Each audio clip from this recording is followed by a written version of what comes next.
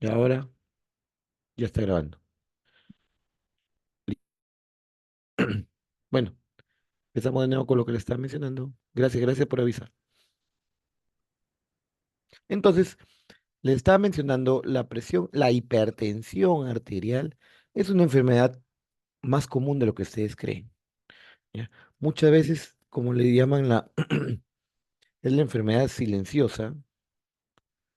La enfermedad silenciosa, ¿por qué?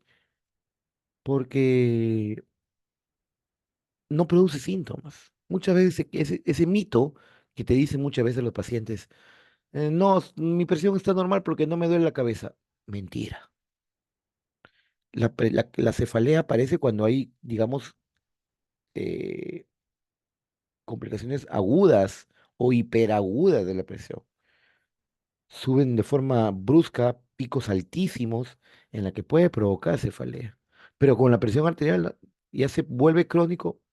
Ustedes pueden estar comprando con una persona así de lo más normal y está con 190, 100 de presión. Y ni cuenta se da. Pero por dentro está dañando. La presión arterial, recuerden, es una presión aumentada dentro de las arterias que daña el endotelio. Y esta presión va a terminar dañando la microvasculatura. De ahí viene el término de la retinopatía hipertensiva, la nefropatía hipertensiva. Se daña los glomérulos, los nefrones y termina en insuficiencia renal crónica y en diálisis. Los problemas isquémicos cerebrales eh, hemorrágicos, los accidentes cerebrovasculares, los infartos al miocardio propios de la hipertensión arterial. Entonces son complicaciones. Entonces, para eso la presión, digamos, hay que ver la forma de que una vez que se detecta, hay que tratarla, ¿no?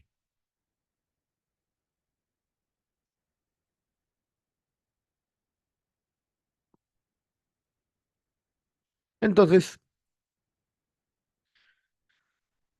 las consecuencias médicas, como dije, de no tratar la hipertensión, como les dije, consideradas en términos de mortalidad, dan más o menos un riesgo tres veces superior de producir una enfermedad coronaria, falla cardíaca y los accidentes cerebrovasculares de lo que ya les he mencionado. Entonces, ustedes acuérdense de todos los riesgos cardiovasculares que hay, como la obesidad, sedentarismo, edad, tabaquismo, etcétera. La presión arterial es uno de ellos. Quiere decir que te va a poder dañar el corazón. Recuerden ustedes, recuerden ustedes, la presión arterial, la hipertensión arterial hace que la resistencia vascular periférica esté aumentada. Entonces, el corazón, para poder vencer esa resistencia, tiene que latir más fuerte. Y al estar latiendo más fuerte, es como que ustedes se van al gimnasio y empiezan a levantar peso. ¿Qué pasa con el músculo? Se hipertrofia. El corazón también se hipertrofia, es un músculo. ¿Y eso qué conlleva? A que va a necesitar mayor oferta de oxígeno. Va a consumir más oxígeno. La demanda va a aumentar y va a necesitar mayor. Y si hay una coronaria que están tapadas, infarto. Entonces todo eso se va dañando, chicos. Aquí las clasificaciones últimas que están utilizando según la AJA, que es la Asociación Americana del Corazón, y la ISH, que es la Sociedad Internacional para la Hipertensión, ambos tienen, digamos, ya un consenso de que la clasificación entre normal, normal alta, grado uno y grado 2, pero miren que varían. La ICSH y la ISH mayormente son de bibliografía europea, entonces miren que varía en que los europeos son más permisivos. ¿Por qué? Porque allá en Europa hay menos sedentarismo, menos tabaquismo de lo que hay en América. Entonces son más permisivos, te permiten unas cifras mayores. En cambio en América no, ¿por qué? Porque el daño es más rápido. Pero bueno, esto aquí ya cuando lleven cardiología, ya lo van a estudiar y lo van a hablar. Aquí solamente lo mencionamos para que tengan una idea, ¿no? Esto de aquí no compete entonces, vamos ahora sí a hablar de la fisiología de la presión arterial. La presión arterial depende de qué? Del gasto cardíaco por la resistencia vascular periférica. ¿Mm? Ahora recuerden que estas dos partes, cuando hablamos de gasto cardíaco, hablamos de el corazón, la bomba. Cuando hablemos del nombre, dice resistencia vascular periférica, hablamos de los vasos sanguíneos. Entonces, de ambos va a depender la cifra de presión arterial que nosotros conocemos. Y el gasto cardíaco, ¿de qué va a depender? Porque el término gasto cardíaco significa al flujo que el flujo del corazón. Cuando hablamos de flujo, ¿qué hablamos? De volumen sobre tiempo. Cuando hablamos de flujo, hablamos de volumen sobre tiempo. Eso nos enseñaron en física en el colegio. Entonces, si hablamos acá de gasto cardíaco, estamos hablando de una cantidad de volumen en un determinado tiempo. ¿Eso qué quiere decir? ¿Qué significa gasto cardíaco? Es la cantidad de sangre que el corazón bombea en un minuto. Por eso le llaman también volumen minuto o débito cardíaco. ¿Ya? ¿Y de qué va a depender este volumen minuto o este gasto cardíaco? Va a depender de dos componentes, del volumen sistólico por la frecuencia cardíaca. Ahora, ¿qué es el volumen sistólico? El nombre lo dice, el nombre lo dice. Es la cantidad de sangre que el corazón elimina en una sístole, volumen sistólico. También se denomina volumen latido. Es la cantidad de sangre que el corazón emite en un latido. Entonces, ¿de qué va a depender el volumen latido, volumen sistólico? Va a depender de la cantidad de sangre que le llega al corazón, es decir, del retorno venoso. Y no solamente la cantidad de sangre que tiene el corazón, sino también la fuerza con la que el corazón se contrae para expulsar esa sangre. Es decir, la fuerza contráctil. Entonces, si ustedes ven ahí, el gasto cardíaco depende del retorno venoso por la fuerza contráctil, por la frecuencia cardíaca. Y la resistencia vascular periférica, pues depende de factores humorales o neuronales. Por ejemplo, la histamina es vasodilatadora, ¿no? El tromboxano, ¿qué es? Vasoconstrictor. La prostaciclina, vasodilatadora. El óxido nítrico, vasodilatador. La noradrenalina, la epinefrina o adrenalina son vasoconstrictores. Entonces, dependiendo de todo eso es que va a variar la resistencia vascular periférica. Un vasodilatador va a disminuir la resistencia vascular periférica y un vasoconstrictor va a aumentar la resistencia vascular periférica. Por eso dice que depende de factores nerviosos humorales locales, que les acabo de mencionar ahorita.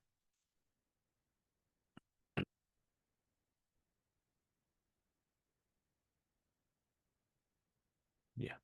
Entonces, fisiopatológicamente, ¿qué es la hipertensión arterial?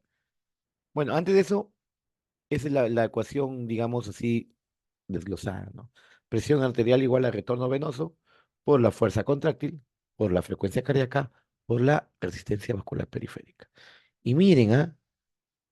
Si hay una variación de cualquiera de estos, o sea, supongamos que el retorno venoso disminuya, una hemorragia o una deshidratación severa, cae el retorno venoso, todos los demás tienen que tratar de compensar.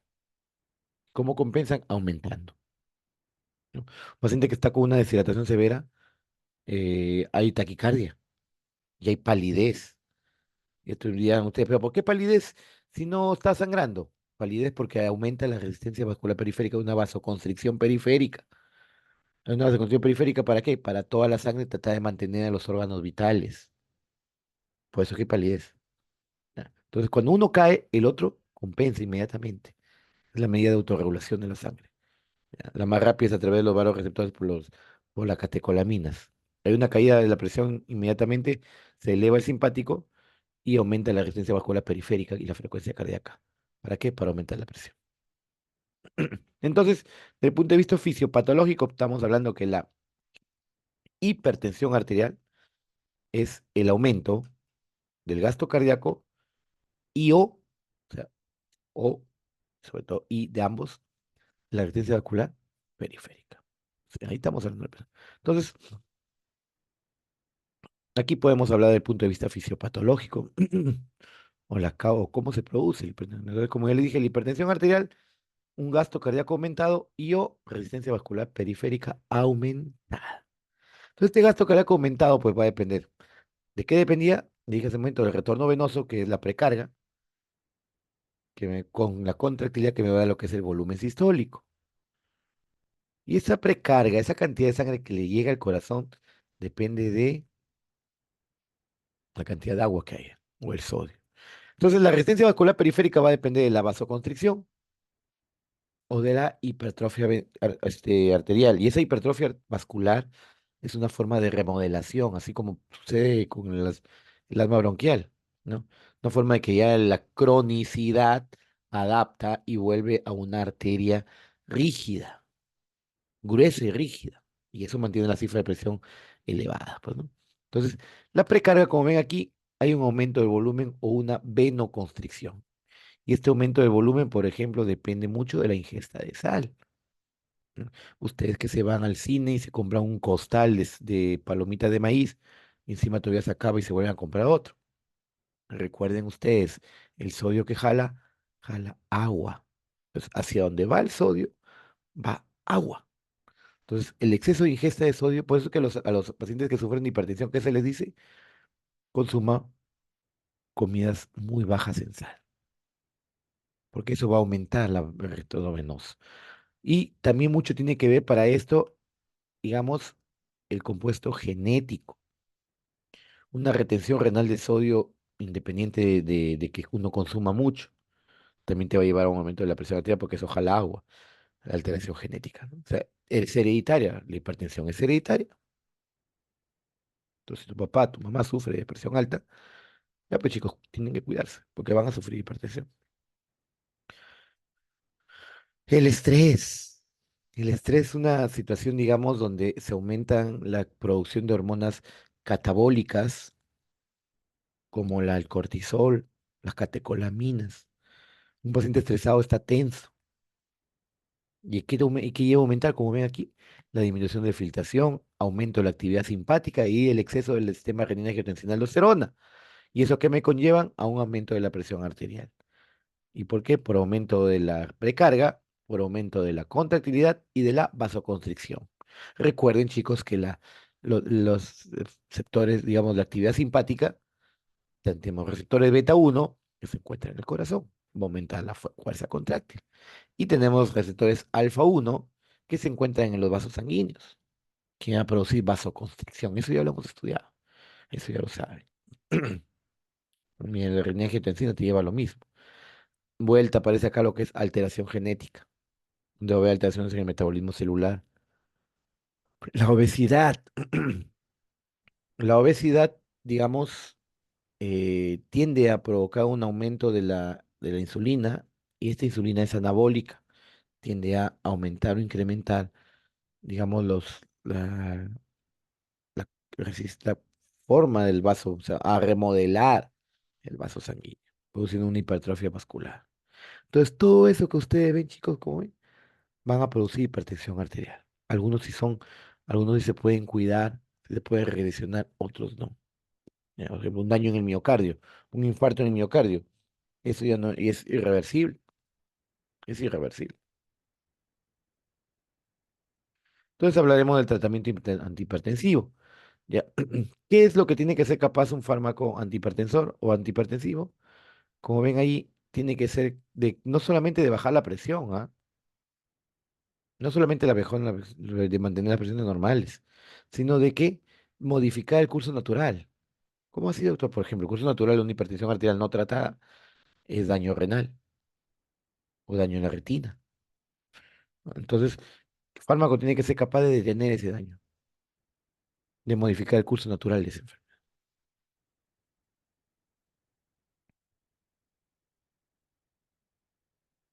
Tenemos la clasificación. Tenemos los antagonistas del sistema renina-angiotensina-aldosterona. ¿Cuáles son los YECA y los ARA2?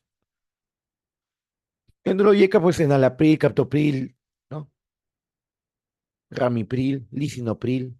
También de los ARA2 tenemos, pues, sartán, losartán, valsartán, telmisartán, olmesartán, irbesartán, mistersartán.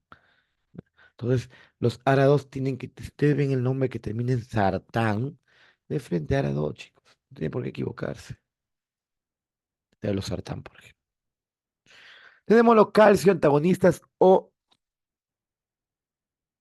antagonistas de los canales de calcio, que se dividen en dos grandes grupos, los dihidropiridínicos y los no dihidropiridínicos.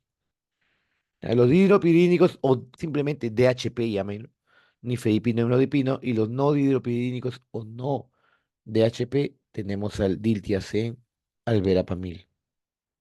Ojo, son no diropidina y aquí vamos a ver cuáles son las diferencias entre uno y otro. ¿Ya?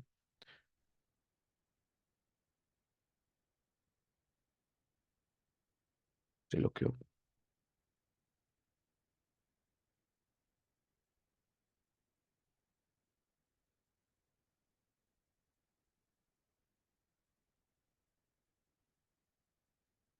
Ya, entonces tenemos los beta bloqueadores. Nuevamente aparecen por acá los beta bloqueadores.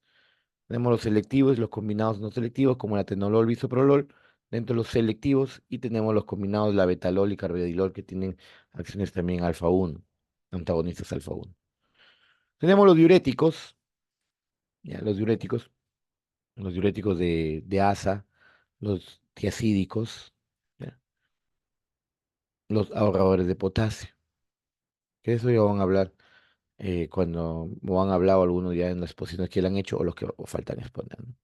Tenemos la hidroclorotesida, furosemida, espironolactona y tenemos otros como la de acción central, como el alfa-metildopa, y algunos vasodilatadores como la hidralacina o la nitroglicerina, ¿no?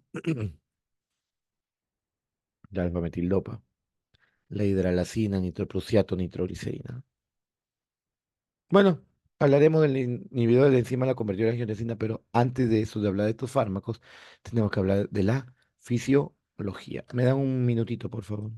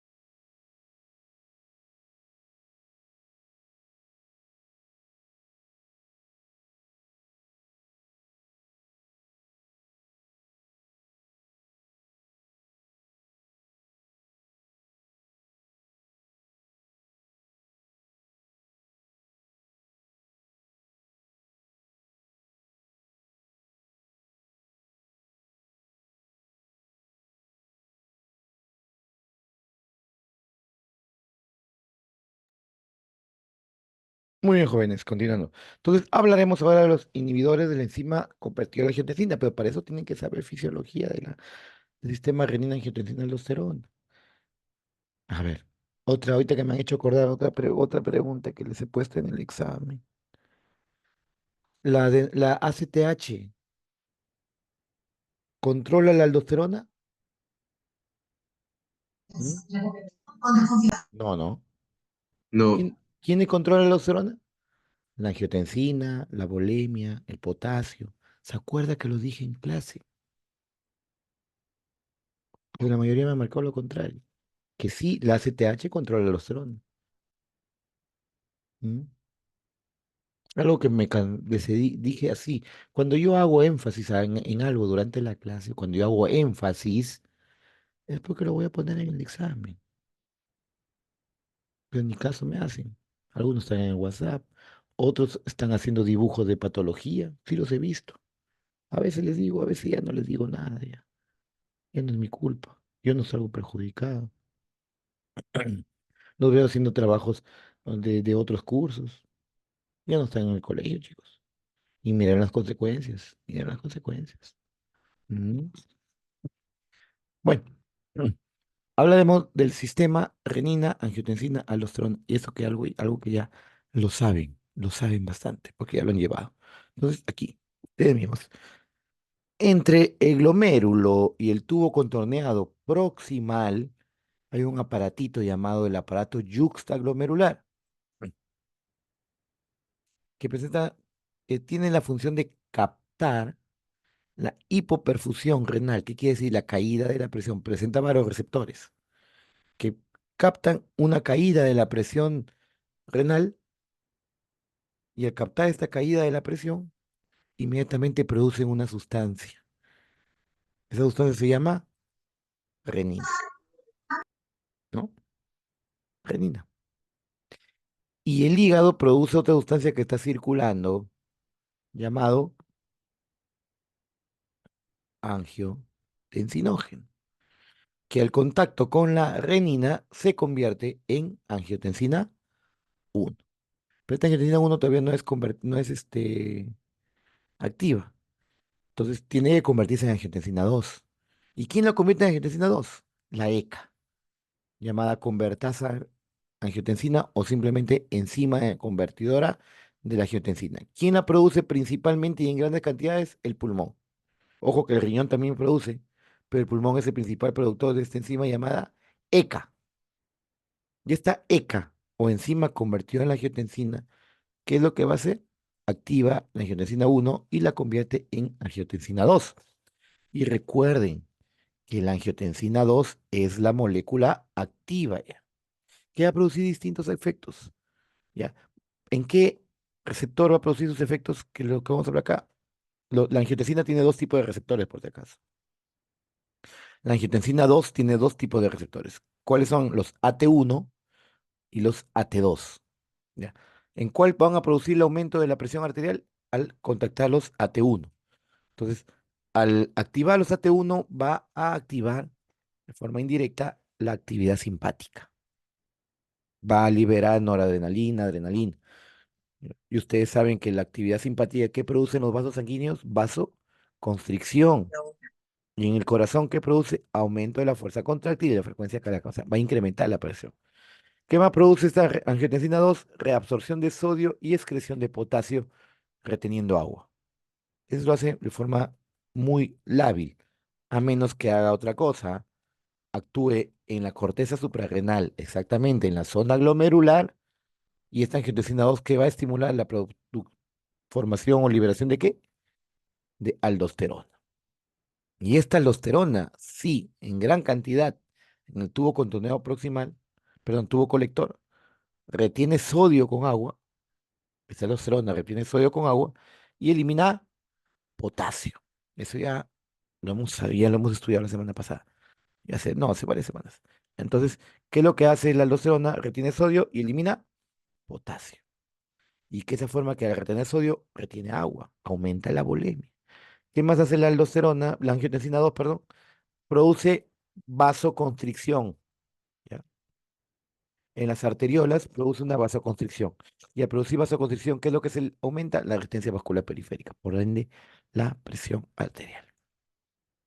¿Qué más hace? Actúa en el lóbulo posterior de la hipófisis para aumentar la producción de una hormona llamada vasopresina o antidiurética. ¿Y qué hace esta hormona antidiurética? Retiene agua. Retiene inmediatamente gran cantidad de agua. ¿En dónde? En el túbulo colector. Retiene agua. Entonces, todo esto de aquí, angiotensina, ¿qué es lo que provoca? Que la presión en el oxígeno, en el riñón, se torne dentro de lo normal y así de esta forma, el aparato yuxtaglomerular deja de producir renina. Deja de producir renina. Muy bien. Aquí. El receptor AT1, como les he mencionado, ¿no? Que es activado ¿por qué? Por la angiotensina 2. Entonces, ¿qué hace este receptor AT1? Produce varias situaciones en las que van a haber varios cambios fisiológicos en el corazón, en el sistema cardiovascular. Por ejemplo, hay un aumento de la acción sobre el AMP cíclico. Estos se encuentran, son los receptores que se encuentran en la zona glomerular. Entonces, al estimular sobre el AMP cíclico, que están ahí en la corteza suprarrenal, en la zona glomerular, empieza a producirse gran cantidad de ¿qué? De aldosterona. ¿Ya? Esta aldosterona, pues, ¿qué retiene la aldosterona? Sodio, pues, ¿no? Yo le dije, retiene sodio y agua. ¿Ya? La acción de la fosfolipasa activa el fosfatidilinositol, liberando grandes cantidades de calcio. Y recuerden, el calcio activa, el calcio estimula. Entonces, donde hay calcio va a haber actividad. Entonces, aumenta el tono vascular, aumenta la secreción de adrenalina y noradrenalina. ¿Ya? Así le vuelvo a decir, donde está el calcio hay activación. ¿Ya? Acción intracelular estimula protoncogenes, quiere decir que puedo producir la formación de tumores, ¿ya? Intravasculares sobre todo. Y además de eso, la hipertrofia vascular, que va a ser en gran medida por la estimulación de los protoncogenes. Aumenta también de la fibrosis, o sea, se vuelve rígido el vaso sanguíneo. Los prostanoides como el tromboxano y las prostaglandinas, recuerda que tienen que estar en un balance porque la prostaciclina que se encuentra ahí es vasodilatadora y el tromboxano es vasoconstrictor. Entonces tiene que mantenerse en un equilibrio. Entonces, ¿qué es lo que hace este AT1? Tiende a desbalancear esta función, ¿no? O este balance entre prostaglandinas y tromboxanos. Entonces, ¿a qué conlleva? Porque aumenta la actividad del tromboxano, aumento de la agregación plaquetaria, formándose las placas ateromatosas y pudiendo provocar la hipertensión arterial, un ACV isquémico, ¿no? Más que hemorrágico. Entonces, como ven ahí, ¿qué va a producir la angiotensina 2? Como ven, hipertensión arterial, aterosclerosis, hipertrofia ventricular, trombosis.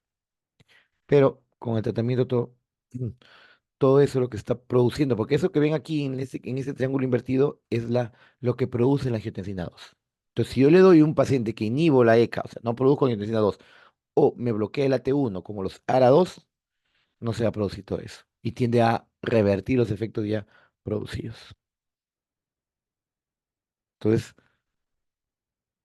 tenemos los YECA. Vamos a hablar de los principales. Bueno, el principal acá como tenemos el captopril, nalapril y los profármacos como perdón, moléculas activas como el captopril y los profármacos como el enalapril. ¿Por qué profármaco? Porque el enalapril una vez que lo ingiere se convierte en enalaprilato. Enalaprilato es el componente activo del enalapril. Entonces tenemos las moléculas activas, como ven aquí, que actúan directamente, ya lo mencioné, tenemos el captopril y sinopril. Y los profármacos quiere decir que tus fármacos tienen que metabolizarse primero para activarse. Entonces tenemos el enalapril que se activa en enalaprilato y el ramipril que se convierte en ramiprilato. Ustedes dirán, doctor, ¿pero por qué están de rojo? Porque son de los fármacos que vamos a hablar.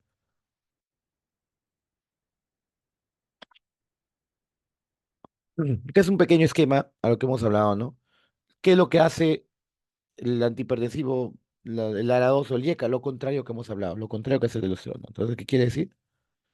Disminuye la actividad del sistema simpático, a un aumento de la vasodilatación vascular, disminución de la retención de sodio, no es que elimina sodio, y hay, digamos, aumento de los niveles de bradiquininas, que son sustancias vasodilatadoras.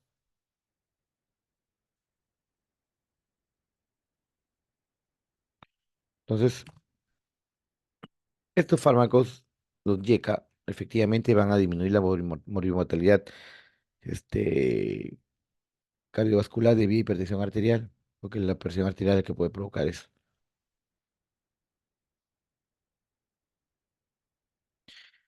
Disminución de incidencia de cardiopatía regresional a hipertensión ventricular entonces, estos fármacos van a producir, digamos, como ven, como le dije hace un momento, regresión de los síntomas en hipertensos. Es decir, el paciente empieza a consumir estos fármacos, entonces ya está el vaso sanguíneo remodelado, tiende a recuperarse.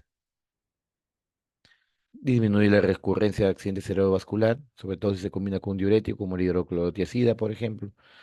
Y este último punto, acá el número 3, disminuye la progresión de nefropatía en diabéticos y no diabéticos.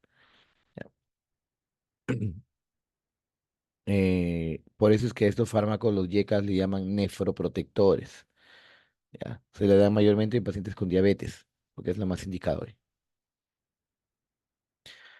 Puede mejorar la función endotelial y disminuir la incidencia de eventos cardiovasculares. Como luego decía, el tratamiento antihipertensivo de primera línea en diabéticos es los YECA, captopril, enalapril o, digamos, los ARA2 como los sartán, valsartán.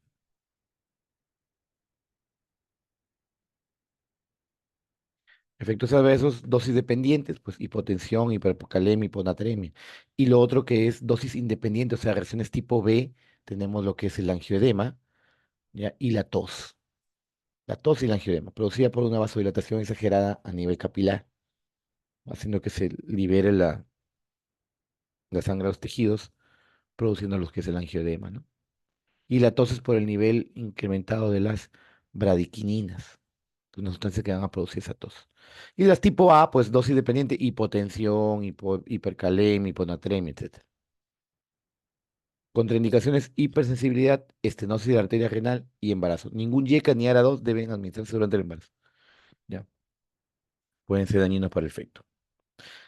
Precauciones, prácticamente, angioedema, enfermedad cardiovascular, puede haber hipercalemia, estenosis valvular, etcétera.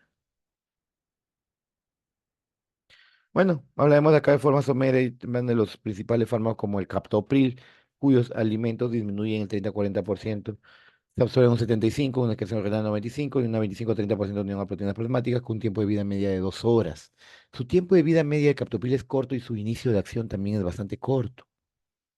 En 20 minutos ya se recupera el paciente. Entonces, ¿por qué se le da, digamos, bueno, digamos, un tiempo de vida media de 2 horas, pero su acción es rápida? Como le dije, en 10 minutos ya está el paciente, digamos, más que todo le damos 20 minutos. ¿Qué pasa? El captopril debe utilizarse en situaciones de emergencia o de urgencia, o si le vas a dar el tratamiento cada 6 horas. Pero ¿qué pasa? A veces llega, yo estoy en el consultorio y llega el paciente, ¿tómalo para la presión? Sí. ¿Qué toma? Captopril. ¿Cuántas al día? Una en la mañana. Tu tiempo de vida media es corto. De aquí en 4 horas ya no hay efecto del captopril. Por eso que si se van a dar captopril a una paciente, se le tiene que dar 3 veces al día como mínimo, cada 8 horas. Incluso dice duración de 6 a 8 horas. Tenemos el enalapril que no disminuye su absorción, no es perdón, este es un profármaco, ya, tiene que convertirse en enalaprilato para que cumpla su efecto. Tiene una excreción renal 60 y hepática 33% con una óptima proteína plasmática de 60%. Ese sí tiene un tiempo de vida media mucho más prolongado de 12 horas, por eso es que el enalapril se le puede dar una vez al día. En cambio, el captopril no. Como pueden ver acá, por su tiempo de vida media bastante corto, ¿no? Muy bien, ¿preguntas hasta ahí, chicos? ¿Preguntas? ¿Preguntas? ¿Ninguna? Un momentito.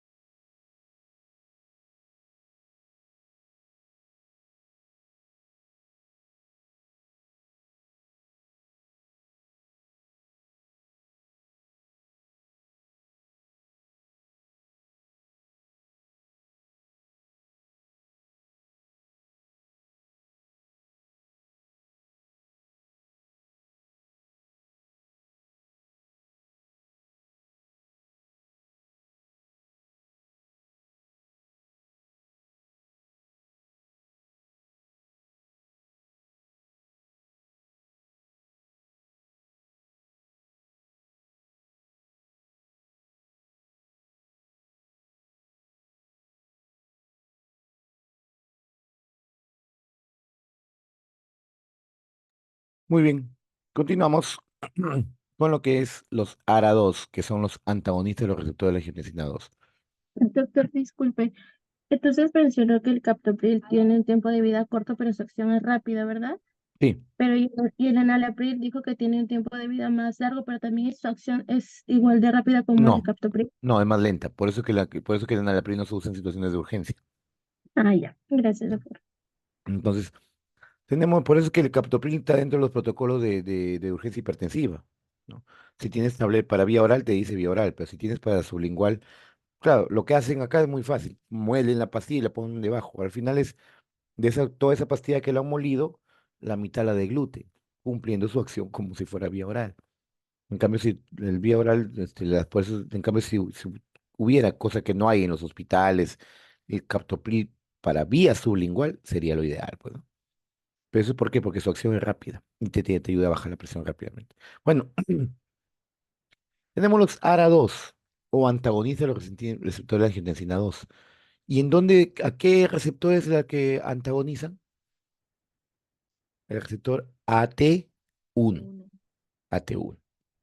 Ya, los ARA2 son antagonistas competitivos del receptor AT1, excepto el losartán que se une de forma irreversible.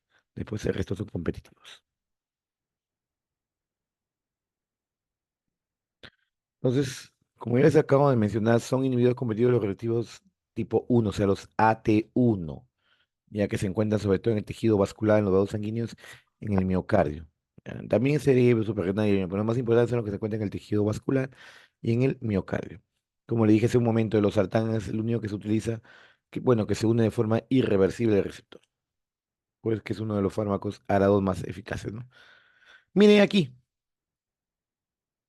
por qué les dije que se producía tos? Se producía tos, ¿por qué? Porque había un aumento de las bradiquininas. ¿Y por qué se dan ese aumento de las bradiquininas? Porque si ustedes ven aquí, este esquema que ven aquí es de un YECA. ¿Qué hace el YECA? Inhibe la enzima convertida en angiotensina. Entonces, esta enzima convertida en angiotensina no solamente va a convertir en angiotensina 1 en angiotensina 2, sino también va a degradar la ECA, va a degradar la bradiquinina.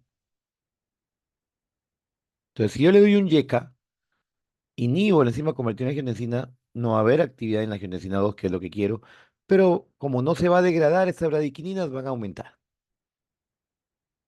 Y aparece la más famosa llamada por los YECA, que es lactosa, producida por los YECA.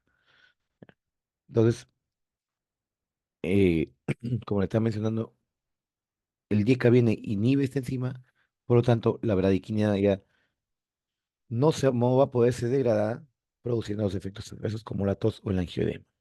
Y miren los ARA2, miren aquí, ¿no? La enzima convertida en angiotensina se mantiene. Por lo tanto, si se mantiene, las bradiquininas se van a degradar. Y al no degradarse las bradiquininas, perdón, al degradarse las bradiquininas no hay efecto de tos, por ejemplo. ¿Ya? Los ARA2, como ven ahí, es competitivo, los otros AT1. Los AT2, más bien, los AT2 que ven aquí, no producen daño. Más bien al contrario, producen óxido nítrico y procelanina, eso quiere decir vasodilatación. En cambio, el AT1 es el que produce todo lo que hemos visto hacer ahí. ¿Y quién lo bloquea? Los ARA2. Pero miren, dense cuenta acá, la ECA o enzima convertida en angiotensina está intacta. Por lo tanto, sí degrada a las bradiquininas. Por eso es que no produce tos. Ya, por eso es que no se produce tos. Bueno, como le dije hace un momento, inhiben con mayor eficacia que los YECA, porque van directamente al receptor. Ya. Inhiben esto de forma independiente, eso ya lo he mencionado. Y como ven ahí, no aumenta los niveles de quininas, evitando, digamos, los efectos adversos que produce los YECA. Entonces ahí están los efectos adversos. Hipotensión, hipercalemia, hiponatremia son tipo A, ¿no? Y en caso de que el paciente que tuviera embarazo o un cuadro de hipovolemia, está contraindicado. ¿Ya? Aquí están las precauciones. Cuando hablamos de precauciones, estamos hablando de contraindicaciones relativas. Edema, hipercalemia, hipotensión, etcétera. Muy bien. Hablaremos así de forma breve de los sartán. Sufre un amplio metabolito del primer paso, por eso que tiene una biodisponibilidad bajísima al 33%, con una condición máxima en una hora. El 99% de este fármaco se une a las proteínas plasmáticas. ¿Ya? Muy bien. Aparecen nuevamente, chicos, los beta bloqueadores. Y van a volver en antianginoso, va a volver a aparecer beta bloqueadores. Por eso que le dije, la primera semana es crucial, el primer examen. Mm, mm.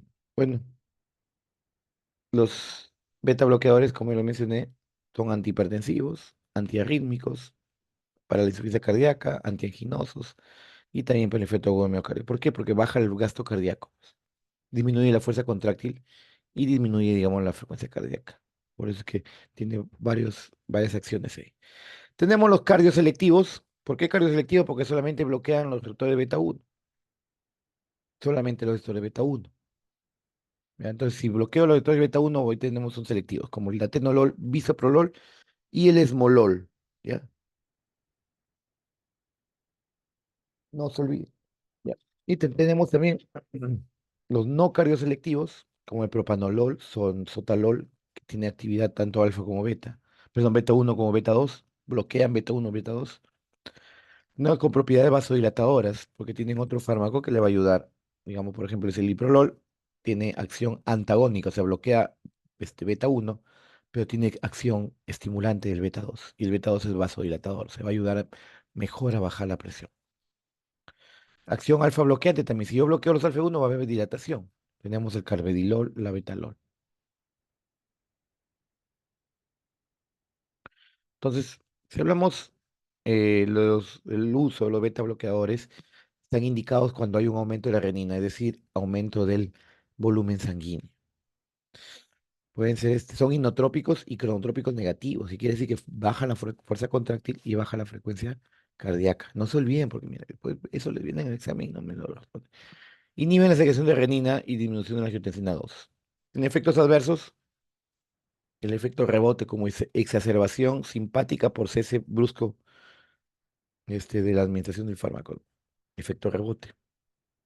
Dudo que sea un efecto rebote o el efecto. Bueno, a menos que sea, digamos, un paciente crónico en la que está tomando el propanolol y lo retiras de golpe, ahí sí, ahí sí. Que puede producir hipotensión, bradicardia, poca respuesta a la hipoglicemia. O sea, el paciente puede estar con hipoglicemia sedada a causa de uno de esos efectos adversos. ¿Mm? Contraindicaciones, todo cuadro que tenga que tener un bloqueo cardíaco que puede producir disminución de la frecuencia cardíaca o la fuerza contráctil, ya. Beta bloqueo puede detallar. Por ejemplo, dice ahí, su uso está contraindicado. ¿Dónde son las contraindicaciones? Cuando yo, como le dije, una tendencia a bradicardia. Por ejemplo, disfunción del nodo sinusal. ¿Qué pasa si el nodo sinusal no funciona? Queda al mando el aurículo ventricular, pero el aurículo ventricular no cumple lo que es requerido por el sinusal. Sinusal, su frecuencia cardíaca debe ser entre 65 a 100. El nodo sinusal, 35 a 100, o 60 a 100, dicen algunos, ¿no? Y el nodo aurículo ventricular es de 40 a 60, una frecuencia cardíaca baja. ¿No? Entonces, evitar este fármacos en pacientes como tienen disfunción del nodo sinusal o del nodo auriculoventricular. En caso de insuficiencia cardíaca con descompensada. Y usted dirá, doctor, pero usted acá dice que sí sirve. Sí sirve los beta bloqueadores, pero en digamos, una insuficiencia cardíaca que esté compensada para poder tolerar el tratamiento. Si necesitan otro fármaco, pueden conseguir otro, pero que no sea un beta bloqueador, al menos los primeros,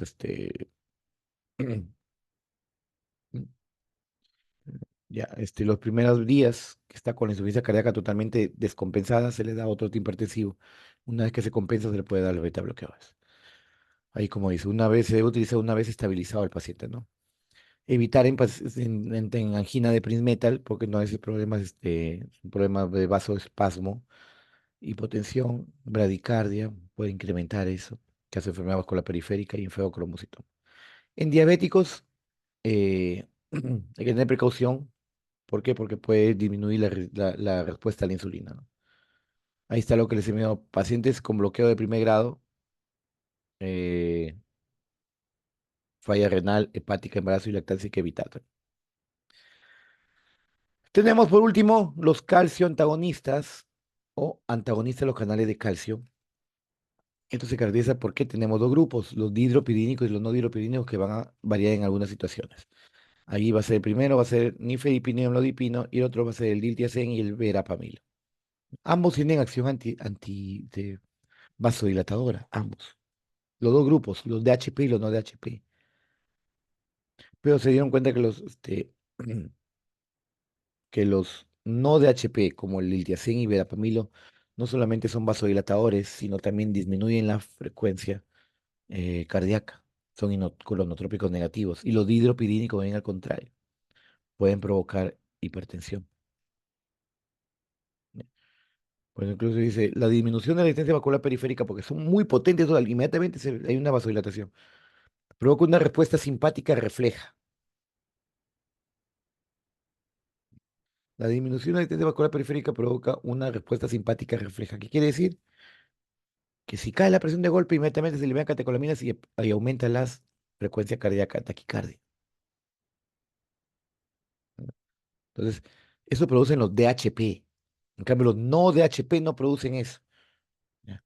Por eso, para situaciones de antihipertensivos sirven los DHP y no DHP. En caso de antiarrítmicos, por ejemplo, solamente vale los no dihidropidínicos. ¿Ya? Los DHP pueden aumentar también la circulación venosa periférica y la precarga también. Entonces, tengan dos puntos en vista. Los DHP se caracterizan porque producen taquicardia. En cambio, los no DHP producen bradicardia. ¿Ya? Efectos adversos son los DHP son los que producen mayor potencia porque producen una mayor vasodilatación, puede envenenar cefalea, rubor, edema periférico. Los calcioantagonistas también relajan el esfínter esofágico inferior, que puede haber regurgitación. El verapamilo puede producir gran cantidad de estreñimiento. Y como ven acá, leyendo y repitiendo que dice, a nivel cardiovascular central puede observarse taquicardia por DHP y por los no DHP inclusive bradicardia. Es muy severo, puede llegar al paro, ¿no? Pero eso es lo que sucede. Tenemos los de acción central, como la alfa-metildopa. La alfa-metildopa es un agonista de los receptores alfa-2. Y recuerden que el alfa-2 es un receptor inhibitorio. Entonces, si yo estimulo un inhibitorio, va a caer lo que es va a caer lo que es la actividad del corazón, del neurológica, ¿no? La actividad del receptor, mejor dicho. El alfa-2 es inhibitorio. ¿Qué hace el alfa-2? Disminuye la producción de catecolaminas. Entonces va a bajar la presión. ¿Ya? Puede provocar somnolencia, aturdimiento, por si acaso, porque actúa a nivel central. Inclusive dice hasta tendencia depresiva puede provocar. Acá hay un esquema que estoy aquí de tratamiento, que esto de aquí no viene al caso, lo he dejado solamente para que tengan una idea, para que lo vean, porque esto es cuando lleven cardiología. Y miren, aquí este hexágono me indica las posibles combinaciones. Entre verdes es lo más, digamos, lo más resaltante, y los que no deben utilizarse nunca son los que se encuentran en línea acá roja. Tenemos entre los inhibidores de la ECA y ARA2. No deben utilizarse nunca, nunca. Después se pueden combinar con demás fármacos. Muy bien, chicos. ¿Preguntas hasta ahí? ¿Preguntas? No, ¿Ninguna? doctor. No. Ok. No, doctor. Les doy unos 10 minutitos que vayan a tomar algo y continuamos con la otra parte que es antiarrítmicos también, que no es muy largo.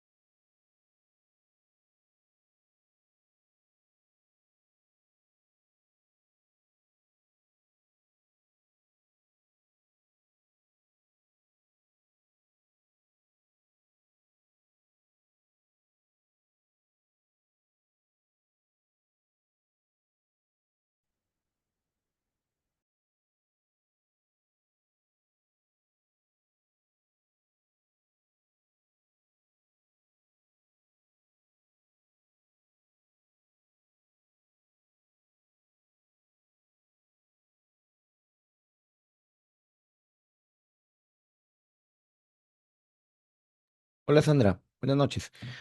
Eh, depende, depende. Al tratamiento de la fibrilación auricular hay dos tipos de tratamiento: controladores de ritmo y controladores de frecuencia. Cuando la precisión en la fibrilación auricular es de reciente aparición o de debut, podemos optar por lo que es la cardioversión, o sea, fármacos para controlar el ritmo. La cardioversión química, entre ellos está la propafenona, que es 1C, tenemos la miodarona, ¿ya? Que son fármacos que van a controlar el ritmo. Pero si no, es un paciente crónico ya, en la que el ritmo no lo vas a recuperar, pero por ejemplo, una respuesta ventricular altísima, porque la fibrilación auricular se clasifica en frecuencia, se clasifica en respuesta ventricular controlada para pacientes con frecuencias cardíacas, fibrilación auricular con frecuencias cardíacas menores de 100. Tenemos fibrilación auricular con respuesta ventricular intermedia de 100 a 120 y paciente con fibrilación auricular con respuesta ventricular alta mayores de 120. Entonces, cuando hay eso de ahí, se le da fármacos controladores de frecuencia para bajar la frecuencia. Tenemos, por ejemplo, la digoxina, que actúa en el nodo sinoauricular o nodo sinusal, bloqueando el paso hacia ventrículo y disminuye la respuesta ventricular. Tenemos también los beta bloqueadores, que son fármacos controladores de la frecuencia. Entonces, así es el tratamiento de manejo de la fibrilación auricular. ¿De acuerdo, Sandra? Ok, doctor, gracias.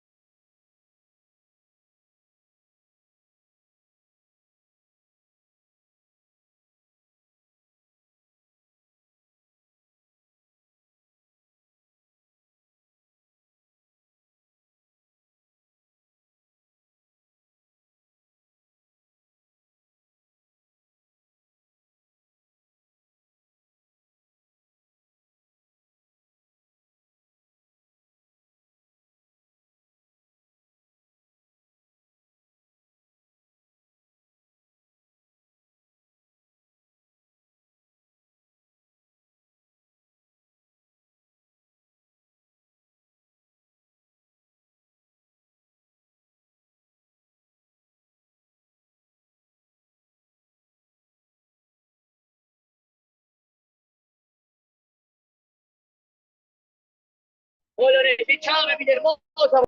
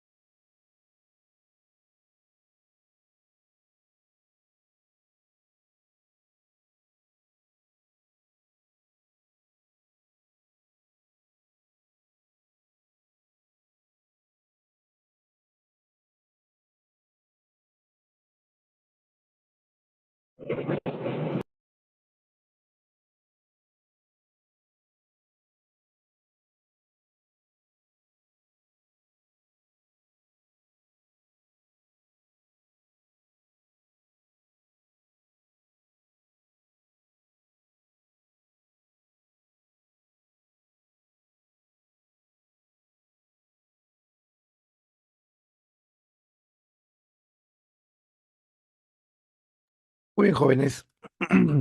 Para continuar, hablaremos de los fármacos antiarrítmicos. Uy, perdón.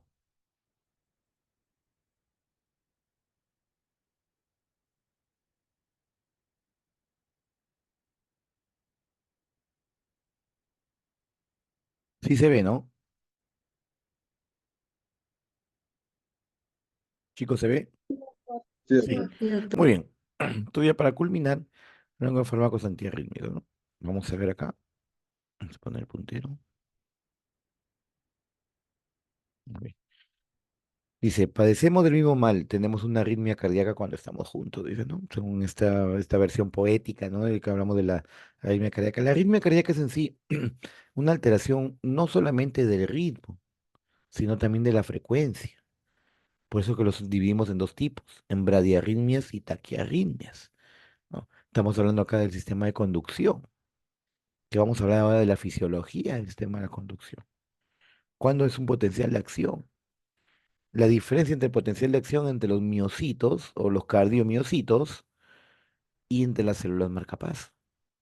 ¿Ya? Entonces, vamos a empezar, digamos, con las generalidades o algo de fisiología. Tenemos para empezar, ¿qué es el potencial de reposo? Ya que es la diferencia de potencial entre el medio intracelular y el extracelular. ¿Ya? Denomina potencial transmembrana también, que es la diferencia de cargas. En un cardiomiocito, más o menos de menos 90 milivoltios.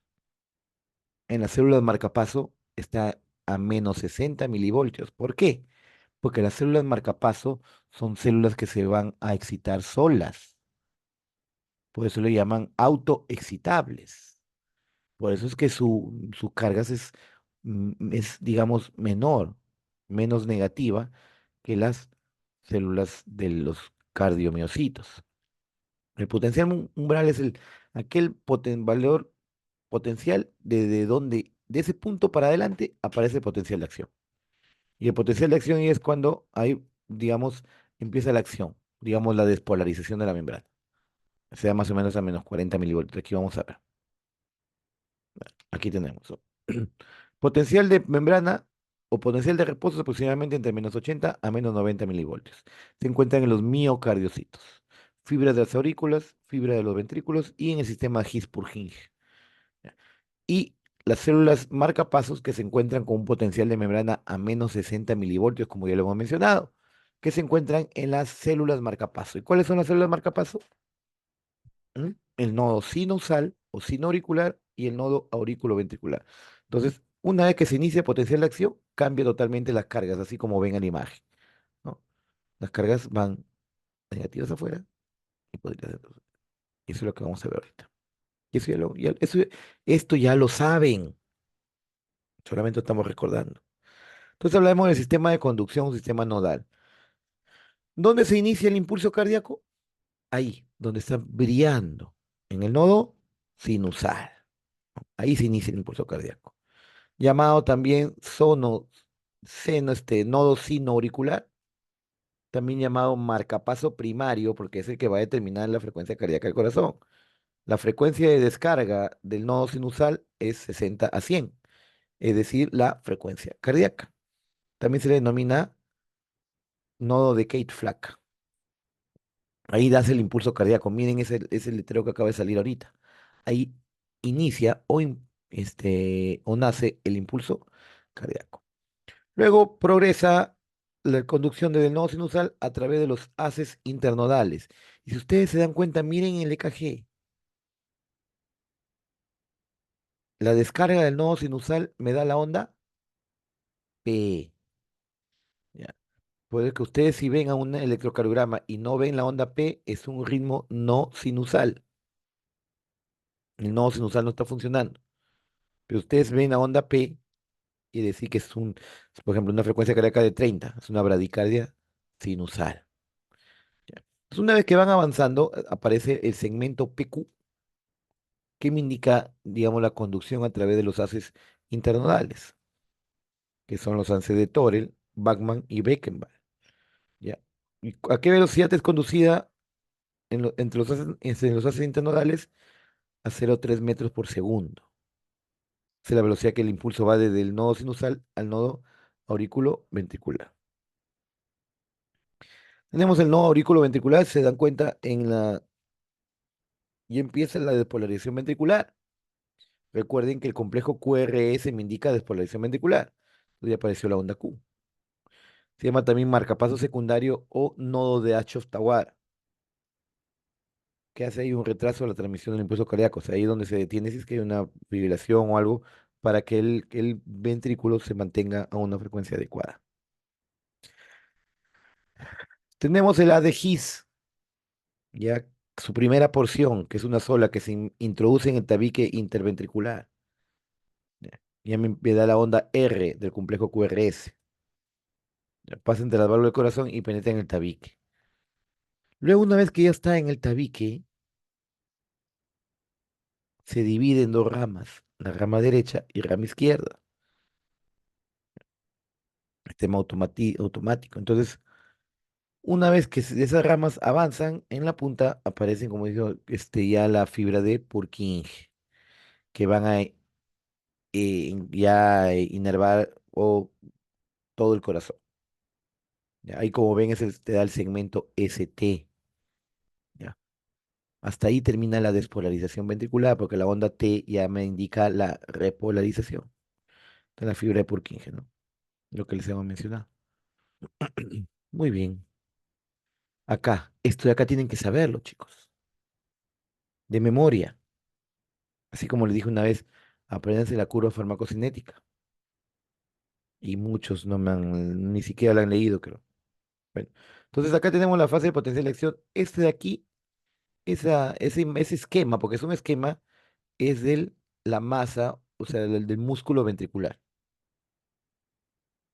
el músculo ventricular.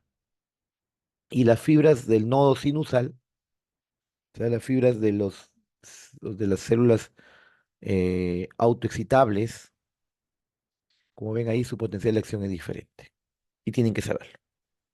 Tienen que saberlo.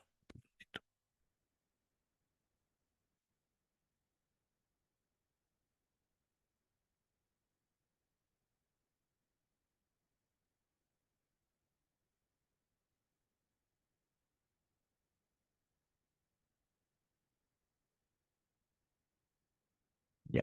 Entonces, como ustedes están viendo aquí, el músculo ventricular o auricular tiene una forma, su potencial de acción así. Cuando está en menos 90 milivoltios se encuentra en reposo. Y una vez que llega aquí, empieza el potencial umbral.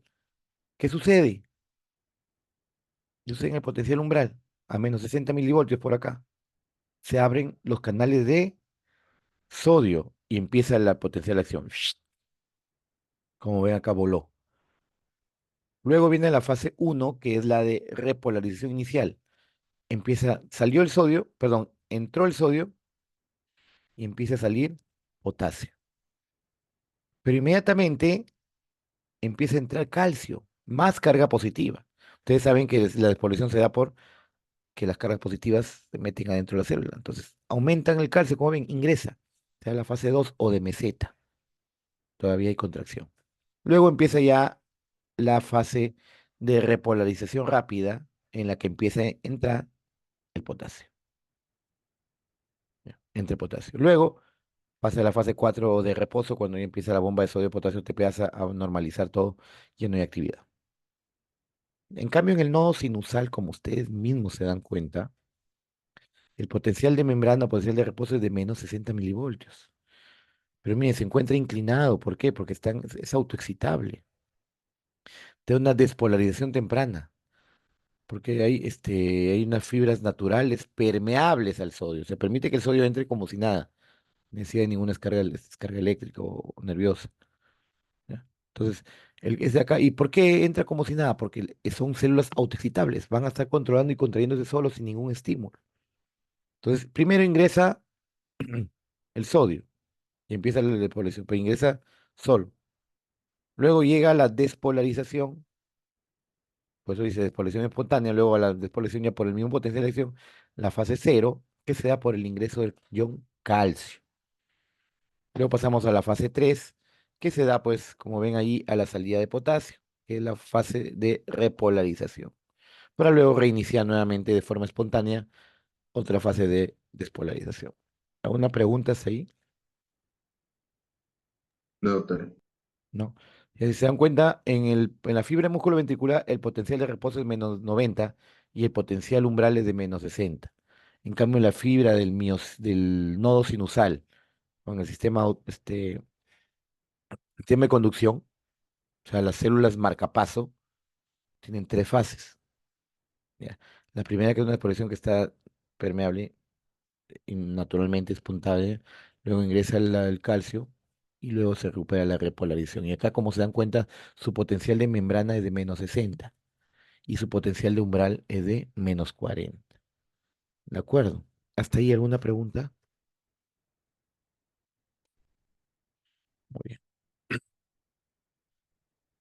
Bueno, acá que tengo un gráfico, más o menos, pues nosotros nos abocamos a lo principal que utilizamos, por ejemplo, el potencial de acción ventricular y el potencial de acá del nodo sinusal, que ven aquí, ¿no?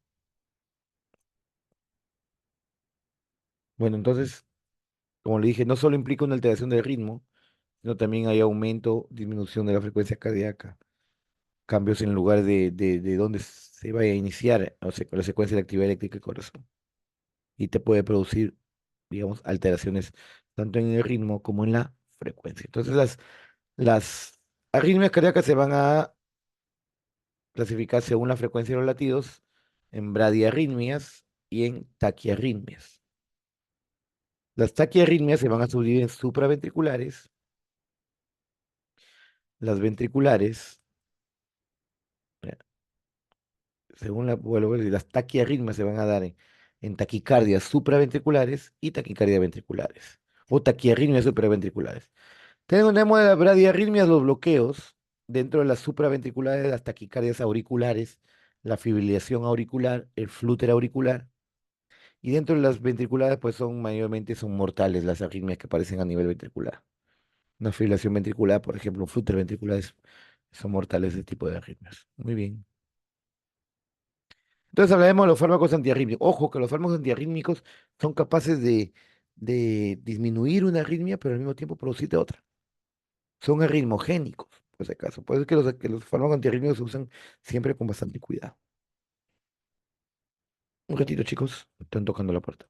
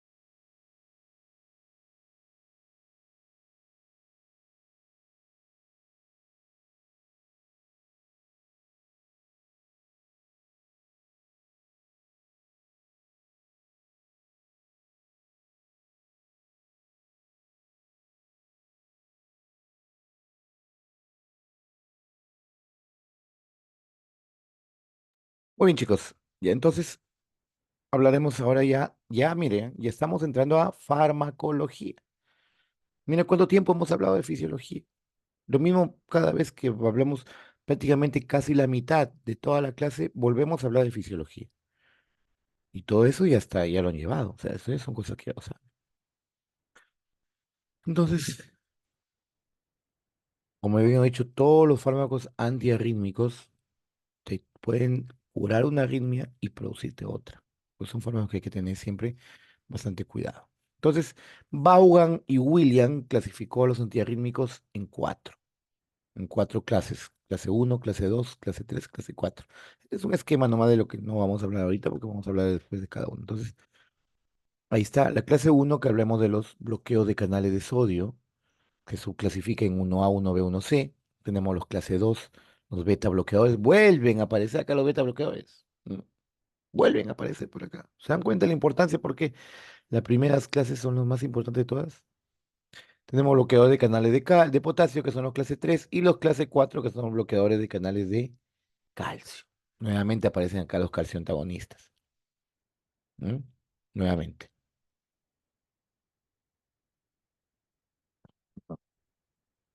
Entonces, como les dije hace un momento, Vaughan y William lo clasificó en lo que están viendo acá. Tenemos los 1A, 1B, 1C. Dentro de los 1A tenemos la quinidina y procainamida. De los de 1B, la más conocida que es la lidocaína. Y 1C tenemos la propafenona y la flecainida. La más usada ahí es la propafenona. Tenemos clase 2, los beta bloqueadores cardioselectivos, por si acaso. Los cardioselectivos. Tenemos bisoprolol, atenolol, esmolol. Tenemos la clase 3. Aquí tenemos los bloqueadores de potasio. Tenemos la miodarona, el sotalol, el bretilio. Los de clase 4, los calcio antagonistas no dihidropiridínicos, por si acaso, ¿ah? Los no dihidropiridínicos. Verapamil y diltiazem. Los otros pueden producir una taquicardia. Ya, verapamil y diltiazem. Otros tenemos las sulfato de magnesio, que utilizamos en gestantes, depresores de la conducción auriculoventricular, como la digoxina, por ejemplo. Ya la adenosina también. Bueno, todos reducen la actividad eléctrica del corazón. Todos. Ya entonces tenemos los clase uno que bloquean canales de sodio, los clase 3 que bloquean canales de potasio.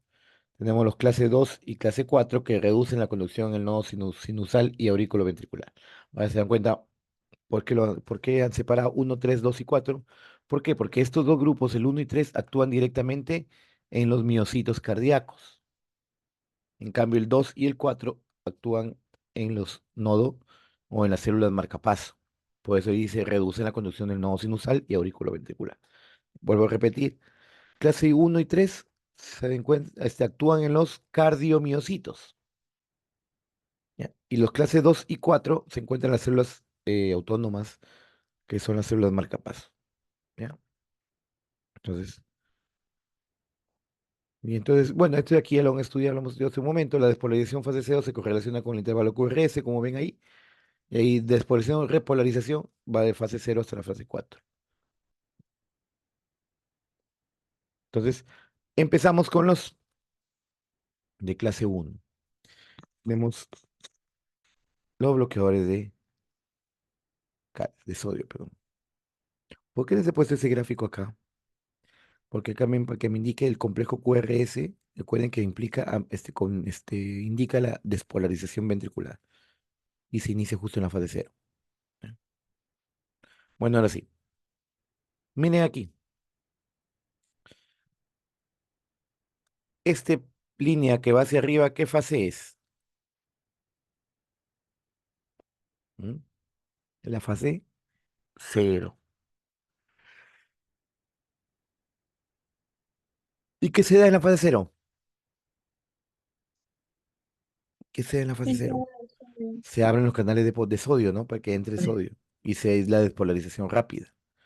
Entonces, aquí se le dan estos fármacos tipo uno, que son bloqueadores de los canales de sodio. Los 1A, sobre todo, que tienen cierta actividad, digamos, tanto sodio-potasio. Ya, pero miren como acá.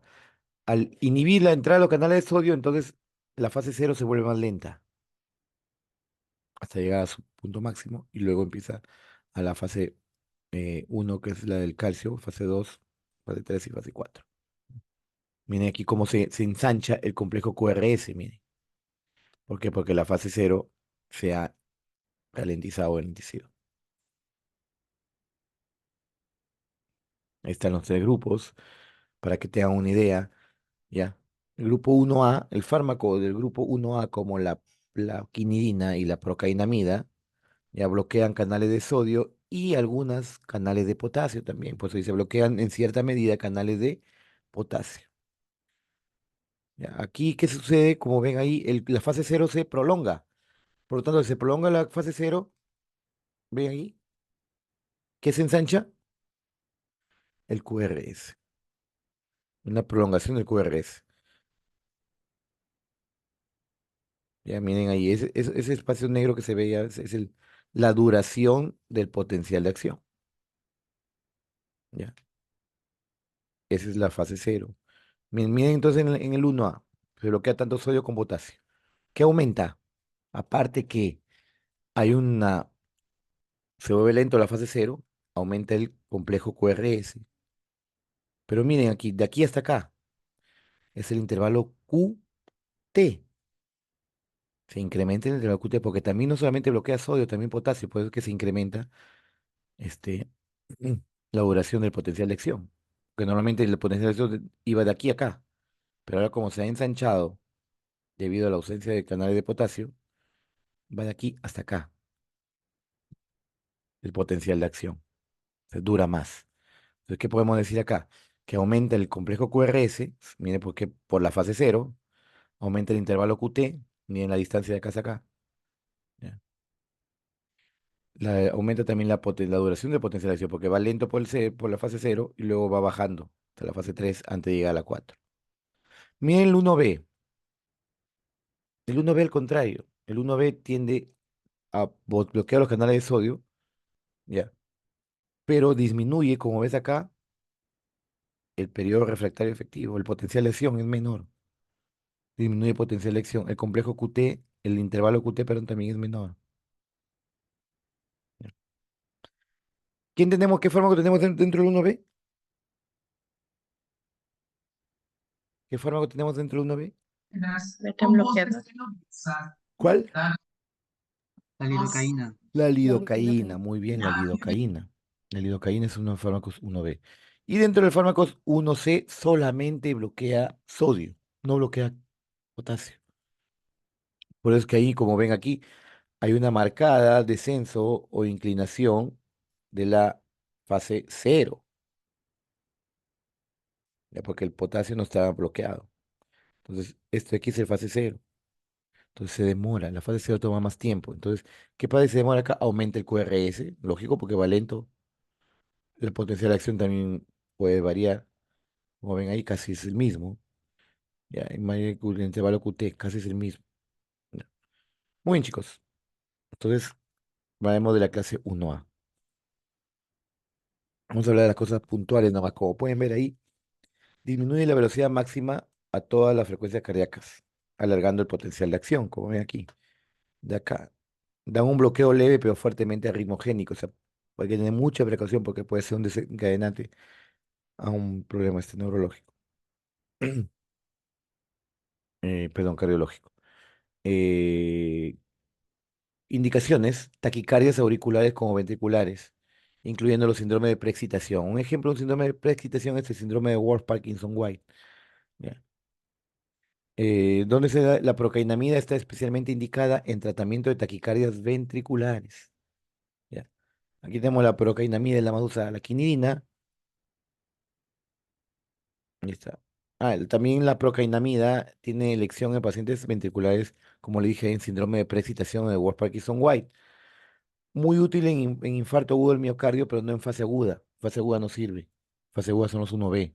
Entonces, en arritmias que suceden, digamos, del infarto agudo del miocardio, pero ¿cómo se llama? No en fase aguda.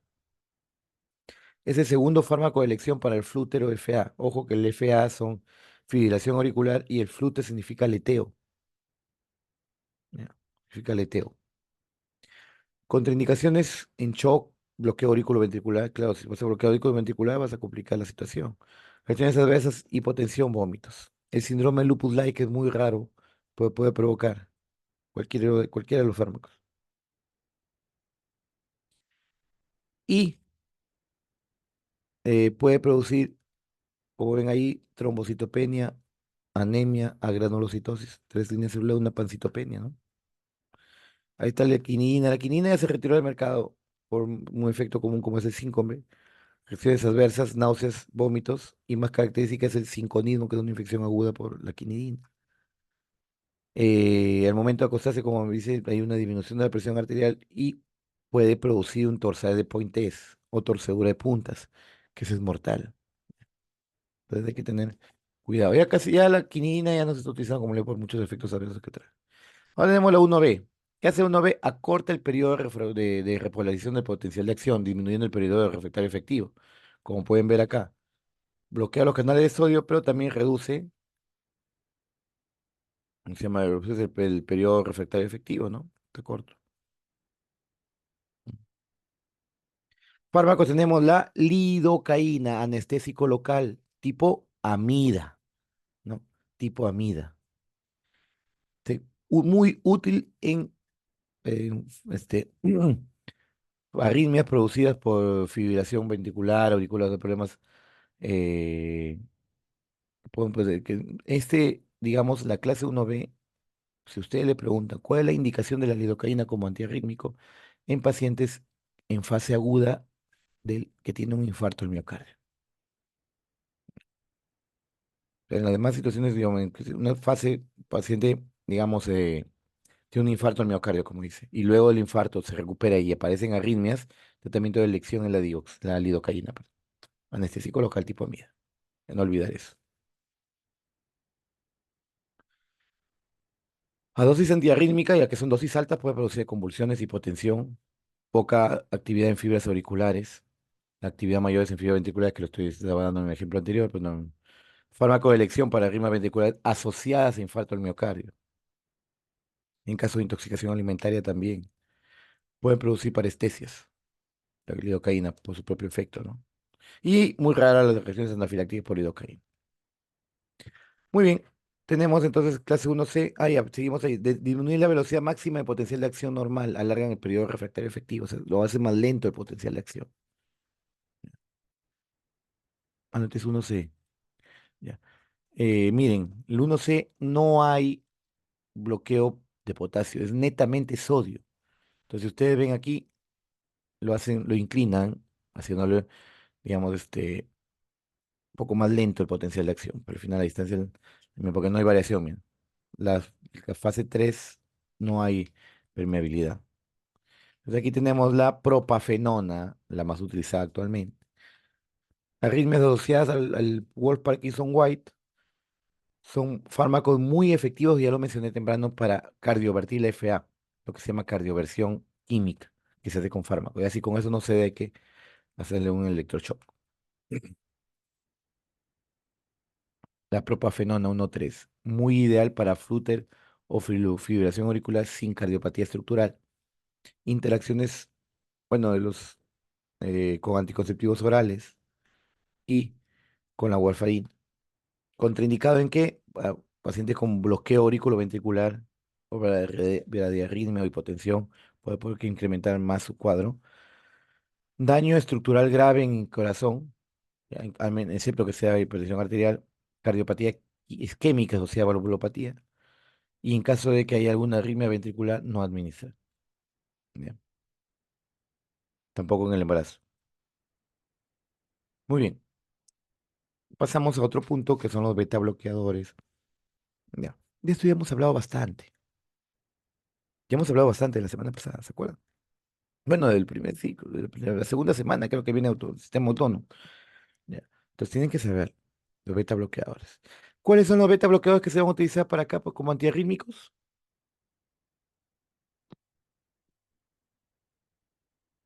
¿Cuáles son los beta bloqueadores que se van a utilizar como antiarrítmicos? El atenolol y el esmolol. Los beta 1 selectivos. Los beta uno selectivos, los cardioselectivos. Muy bien, bueno, tu respuesta sí, pero está bien. Entonces, como ven ahí, resulta el antagonismo competitivo con los receptores beta. ¿Ya? Miren aquí el potencial de acción de los sistema marcapaso, ¿no? Disminuye la pendiente de la fase 4 y prolonga la repolarización de la fase 3 para poder coincidir. Ahí está, miren aquí. Punteado negro es ya beta bloqueado, se ven cuentas más ancho. Entonces, en el esquema siguiente, vamos a ver, deprimen el automatismo y disminuye la velocidad de conducción e incrementa el periodo reflectado a nivel de nodo auricular ventricular. Miren aquí. Miren ahí, observen el potencial de acción de una célula marcapaso. ¿Ya? El de reposo que es de 4, luego viene cero, luego va de la fase 3 y por último nuevamente la fase 4. Este es unas células marcapaso. ¿Qué es lo que hacen los beta bloqueadores? Miren ahí, miren, miren. ¿Qué hacen los beta bloqueadores? Disminuyen la pendiente de la fase 4. Miren, en lugar de estar muy de sí, lo inclinan hacia abajo. ¿Ya? ¿Qué más? Prolonga la repolarización de la fase 3. Por eso, si ustedes se dan cuenta, hay tres latidos ahí normal. Y si estoy con beta bloqueador, aparecen dos, porque se vuelven así como ven, ¿no? Entonces, esto de aquí termina en la disminución de la frecuencia cardíaca. Así actúan los beta bloqueadores. Claro que si hablamos desde el punto de vista bioquímico, estamos hablando que los beta bloqueadores son antagonistas competitivos de los receptores beta, los beta uno que son metabotrópicos. Entonces, si ustedes se dan cuenta, miren, tres latidos normales, y si yo le doy beta bloqueador, al incrementar todo esto termina dando dos latidos. Entonces, así es como baja la frecuencia cardíaca. Entonces, esto de aquí ya lo hemos visto hasta en la sopa del atenolol, control de la taquicardia paroxística supraventricular y de extrasístoles supraventriculares. Control de frecuencia ventricular en flútero, fibración auricular, eso también, para eso también sirve. Prevención de arritmias ventriculares. Contraindicado, ojo, nuevamente aparece el bloqueo auriculoventricular, porque el paciente con bloqueo auriculoventricular tiene una bradicardia severa. Anda en 40, 50 por minuto. Y tú le das uno de estos, peor, complicas peor, ¿no? Son bloqueantes selectivos beta uno ajustar en caso de enfermedad renal crónica 4. Ahí están las reacciones adversas. Y usar en el embarazo sí o sí, riesgo-beneficio es conveniente. Tenemos el esmolol, beta bloqueante selectivo de acción ultracorta que puede utilizarse vía endovenosa. Ya, su acción es corta, simplemente para situaciones superagudas. El esmolol puede producir supresión de extrasístoles supraventriculares y de taquicardia paroxística supraventricular. Es un antiarrítmico intraoperatorio. Como le dije, viene para vía endovenosa. Entonces, un antiarrítmico que puede dar vía oral. Puede haber prevención de arritmias ventriculares postinfarto y contraindicado nuevamente aparece en bloqueos de aurículo ventricular. blo- Este, en grado de shock también, enfermedad del nodo sinusal. Recuerden que el que está funcionando ahorita es el nodo auriculo ventricular. Puede producir hipotensión, ¿no? Como todo beta bloqueador. Bueno, tenemos los clase 3 bloqueo de canales de potasio. Ahí está en la fase 3 mayormente donde sale el potasio. Mecanismo de acción, prolonga el potencial de acción, se lo alarga.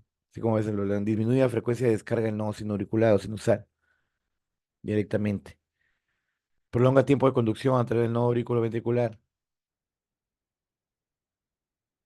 Bien, como ven, complejo QRS prácticamente la fase cero.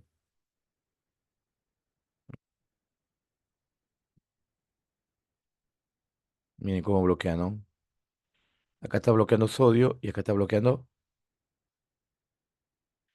Acá en la fase 3 estamos bloqueando acá potasio. Fase cero, fase de repolarización. Aquí en la clase 3 es un mecanismo de acción prácticamente de lo que estamos hablando ahorita. Tengo acá varios fármacos como la miodarona y de la fase C y la 1C tenemos la repolarización prolongada, ¿no?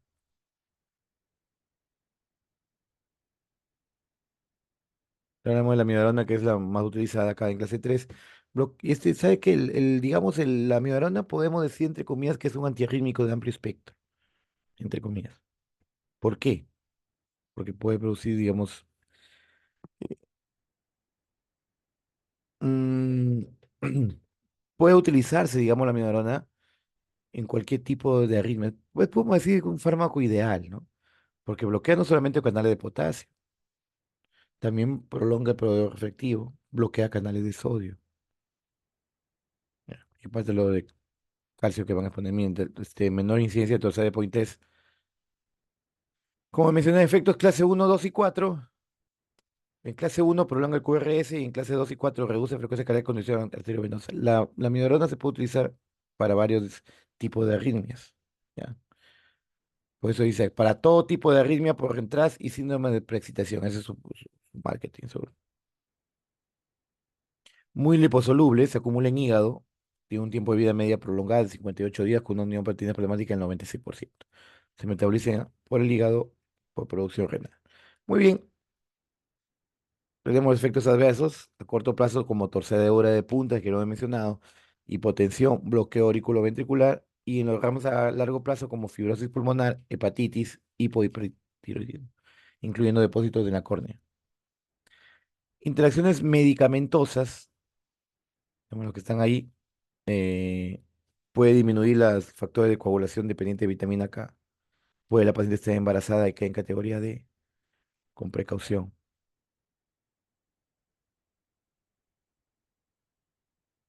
Es lo que mencionaba, el sotalol es un beta bloqueante, ¿ya? Que es no selectivo y va a alargar o prolongar el QT. Puede ser prevención de taquicardia, flúter y ventilación auricular. El sotalol, recuerden que es un beta bloqueadora, pero tiene esa propiedad de alargar el QT, por eso es que se considera como antiarrítmico. Puede para evitar las recidivas, contraindicado en tercera de puntas, como le dije, también está contraindicado en asma. Ya, recuerden que es no selectivo el sotalol. Y al ser no selectivo también bloquea los receptores beta 2 y puede desencadenar una crisis asmática, ¿no? Entonces hablamos de los calcio antagonistas. ¿Cuáles son los calcio antagonistas que pueden funcionar como anti eh, como antiarrítmico? ¿Cuál de los calcio antagonistas son los únicos que pueden funcionar como antiarrítmico? Los no DHP que vengan. ¿Cuáles son? Verapamilo y diltiazem. Ahí está. Entonces el dibujito que está al inicio vamos a hablar de los antiarrítmicos clase 4 o calcio antagonistas. Entonces, estos de aquí también actúan principalmente ¿dónde? Como ven ahí en el gráfico, ¿en dónde actúan? En las células marcapaso, ahí es donde actúa. Ya, bloquea canales de calcio, provoca una vasodilatación, disminución de la conductividad y un cronotropismo negativo que puede producir.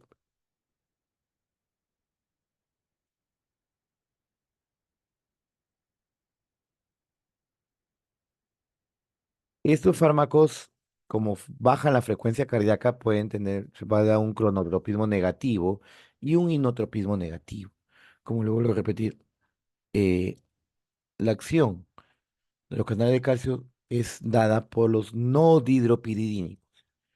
Ya, Moisés Cabrera, ¿no? Perdón, no dihidropiridínicos, el diltiazem y verapamilo. Diltiazem y verapamilo. No dihidropiridínicos, chicos. ¿Por qué no utilizaría el amlodipino, por ejemplo? ¿Quién está por acá?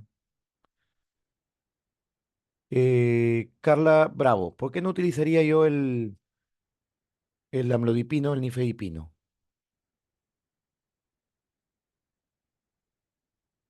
Luis Emanuel Carrero.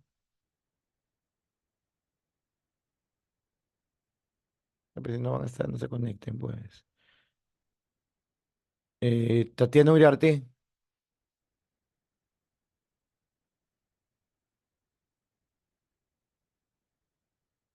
Leiva Galvez.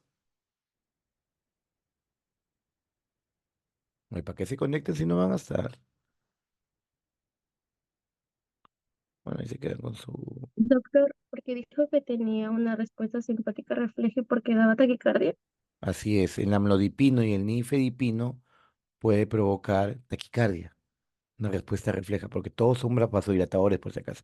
Pero en cambio, los no dihidropiridínicos tienen la la capacidad de, más bien al contrario, disminuir la frecuencia cardíaca. Son cronotrópicos negativos. Por eso funcionan como antiarrítmicos. Si no, no funcionan como antiarrítmicos. ¿Y cuáles son el verapamilo y el diltia? Sí. Tiene cierto inotropismo negativo también. Entonces, si ustedes se dan cuenta, viene aquí igual, ¿no? Pero aquí actúa diferente que el beta bloqueador. ¿Qué es lo que hace? Miren la imagen, cómo avanza. ¿Qué es lo que baja? Cambia la amplitud. Disminución de la amplitud en la fase cero. O sea, ya no se va hacia arriba, sino va hacia abajo nomás. Entonces, ¿qué implica eso? Para que el músculo, el cardiomiocito, se active, debe llegar hasta un umbral más o menos de 10, ¿no? 10 milivoltios. En cambio, gracias a los bloqueos del canal de calcio, el umbral llega solamente hasta -10. Entonces, no llega a despolarizar la membrana. Por lo tanto, al no llegar o llega más lento, que lleva a que la frecuencia cardíaca disminuya, retrasa una despolarización, y eso que me conlleva a una disminución de la frecuencia cardíaca. Entonces, así actúan los calcio antagonistas. Y recuerden, miren según los gráficos que les he puesto, los dos, clase 2 beta bloqueadores, clase 4 calcio antagonistas actúan en las células marca paso, para que se les queden los gráficos. Entonces hablaremos así de forma general de los dos primeros, del verapamilo, que es supresión y prevención de la taquicardia supraventricular, control de frecuencia ventricular en flúter y fibrilación auricular, contraindicado en situaciones que te van a comprometer o que sean cronotrópicas negativas, como enfermedad con Wolff Parkinson White, enfermedad no sinusal. Metabolismo hepático tiene un tiempo de vida media de entre 4 y 7 horas. Se debe usarse evitarse el uso con beta bloqueadores o cimetidina. Reacciones adversas, hipotensión, incremento de insuficiencia cardíaca preexistente, que tiene precaución en su paciente.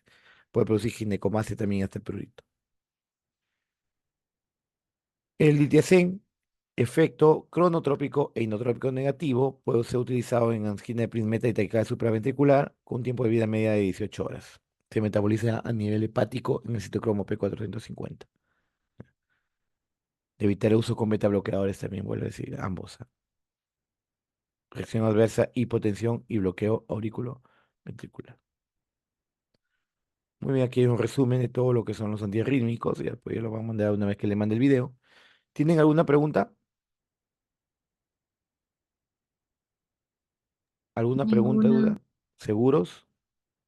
Ya, entonces, si no es así, no hay preguntas, damos por culminada la clase que estaba pendiente. Y esta semana continuamos el día de mañana los grupos que les toca, que no hay problema, y el viernes también. Doctor, Dime, Doctor, buenas noches.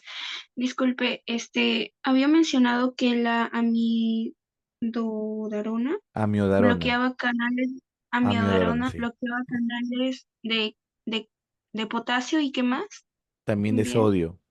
También tiene actividad bloqueando canales de calcio. Es un antiarrítmico que tiene varias capacidades que se puede utilizar en distintos tipos de arritmias. Entre comillas, podemos decir un antiarrítmico de amplio espectro, porque tiene también no solamente actividad clase 3 que es su actividad, sino también tiene clase 1 y de paso también clase 4. ¿Mm? está bien, doctor. Muchas gracias. ¿Alguien más por ahí? ¿Otra pregunta? Bueno, chicos, entonces, si no hay más que preguntar, damos por concluido la reunión de hoy día. Tengan buenas noches y estudia, por favor.